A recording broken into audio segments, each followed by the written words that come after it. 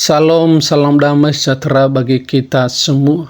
Kembali kita ke channel Renungan Firman Tuhan, di mana renungan ini memberikan kepada kita kekuatan melalui kebenaran firman Tuhan.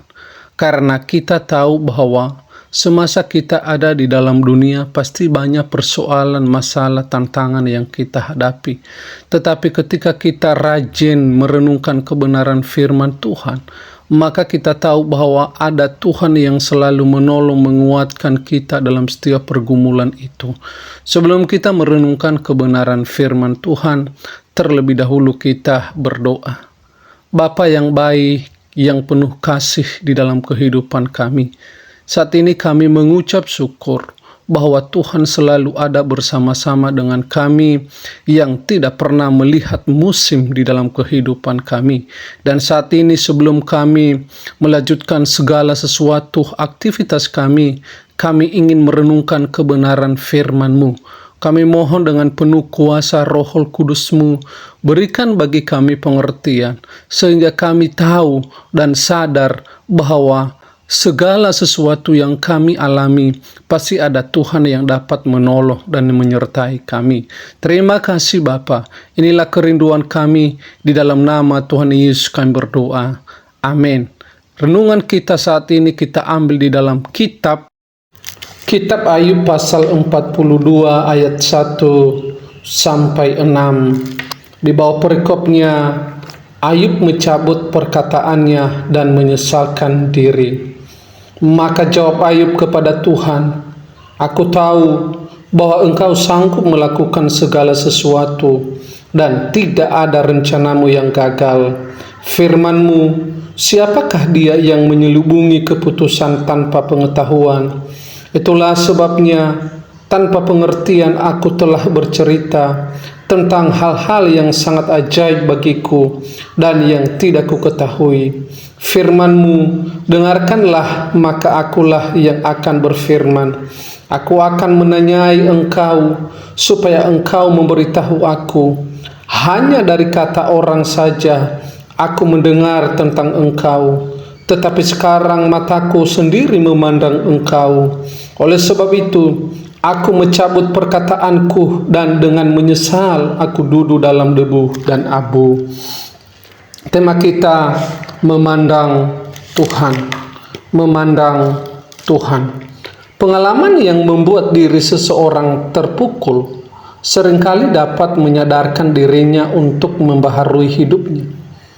Titik balik inilah yang membuat seseorang lebih menghargai kehidupannya. Alkitab menulis sebuah pengalaman hidup yang terjadi dalam diri Ayub. Ayub hidup takut akan Allah dan dinyatakan tidak melakukan yang salah di mata Tuhan. Tetapi hidupnya mengalami banyak penderitaan. Ia kehilangan harta dan anak-anaknya.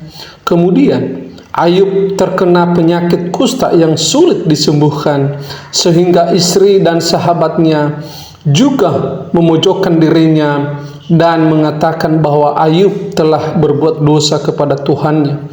Oleh sebab itu, di bagian akhir kisah dinyatakan bahwa Ayub mengalami titik balik dalam kehidupannya di tengah penderitaannya yang sangat hebat. Sebelumnya ia berdoa untuk melihat Sang Penebus. Ayub pasal 19 ayat 27. Kini kerinduannya telah terpenuhi. Firman dan kehadiran Allah membawa suatu pernyataan yang lebih besar tentang sifat dan jalan Allah bagi Ayub. Melalui pengalaman pribadi ini, Ayub diubah oleh suatu kesadaran akan pengampunan Allah, akan kebaikan Allah dan hati Allah yang penuh belas kasihan.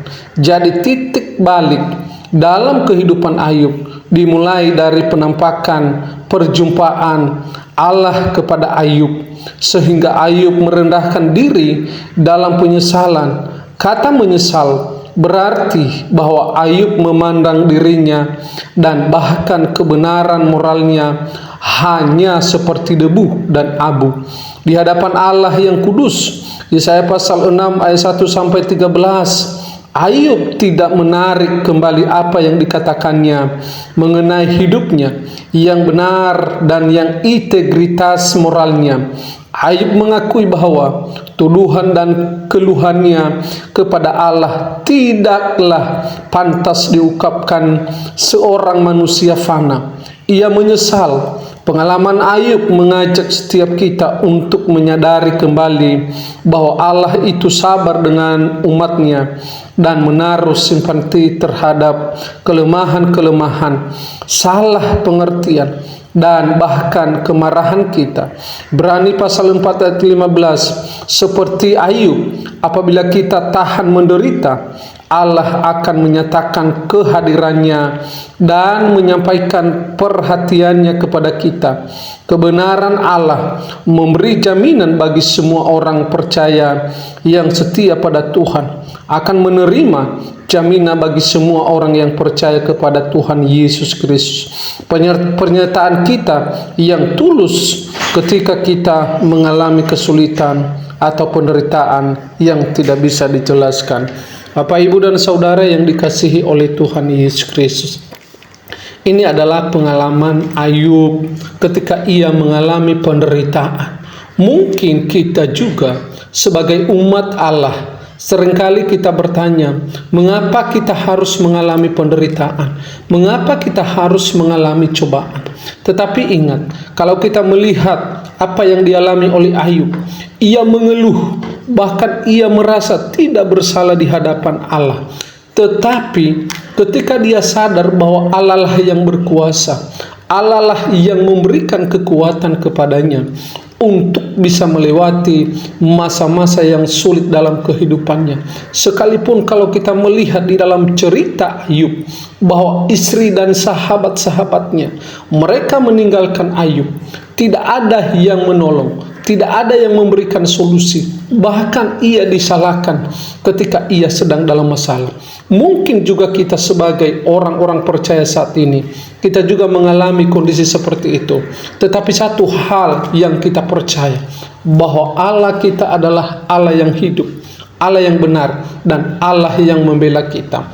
Itulah sebabnya seberat apapun persoalan dan masalah yang kita hadapi, mari kita datang kepada Tuhan, karena kita tahu bahwa hanya Tuhan saja yang dapat menolong kita dan memberikan kita jalan keluar.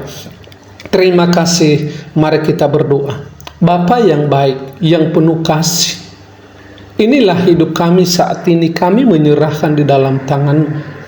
Mungkin ada banyak persoalan kami masing-masing, tetapi yang kami tahu bahwa Tuhan tidak pernah berubah untuk menolong kami. Kuatkan kami supaya bisa kami mengerti dan memahami.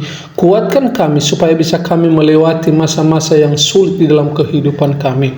Mungkin saat ini kami sulit dalam hal pekerjaan. Mungkin saat ini kami sulit dalam hal ekonomi. Mungkin kami sulit dalam hal keluarga. Tapi kami percaya Tuhan memberikan bagi kami kekuatan. Tuhan memberikan bagi kami pertolongan, sehingga bisa kami melewati masa-masa yang sulit. Terima kasih, Tuhan Yesus memberkati. Amin. Demikianlah firman Tuhan. Semoga Bapak, Ibu, dan Saudara semua diberkati oleh kebenaran firman Tuhan. Jika Bapak, Ibu, dan Saudara semua diberkati melalui renungan ini, silakan like, komen, dan subscribe, serta tinggalkan pesan-pesan atau juga pokok-pokok doa yang bisa kami doakan bersama-sama. Terima kasih, Tuhan Yesus memberkati. Soli Deo Gloria.